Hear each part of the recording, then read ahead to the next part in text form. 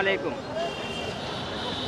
আজকে আমাদের বাংলাদেশের জনগণের, আপামর জনগণের, যারা গণতন্ত্রে বিশ্বাসী, সেই জনগণের আজকে আপনার আনন্দের ঢল নেমেছে। আজকে দেখেছেন মানুষের প্রতিটা স্তরের মানুষ আজকে মাঠে নেমেছে।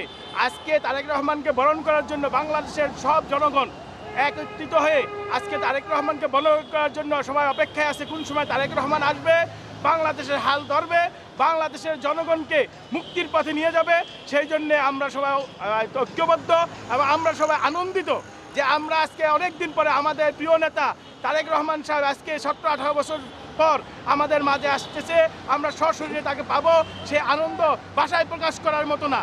আমরা বাংলাদেশের জনগণের পক্ষ থেকে, বিশেষ করে মুন্সিগঞ্জ জেলা স্বেচ্ছাসেবক দলের পক্ষ থেকে আমরা আমাদের প্রিয় নেতা জনাব তারেক রহমান আগমন উপলক্ষে তাকে অভিনন্দন জানাই। পাশাপাশি বাংলাদেশের প্রতিটা জেলা থেকে আগত স্বেচ্ছাসেবক এবং বিএনপি, যুবদল, ছাত্রদল সবাই যারা আসছে এবং সাধারণ জনগণ যারা আসছে প্রত্যেককে অভিনন্দন জানাই, মোবারকবাদ জানাই মুন্সিগঞ্জ জেলার পক্ষ থেকে। আসসালামু আলাইকুম রহমতুল্লাহ।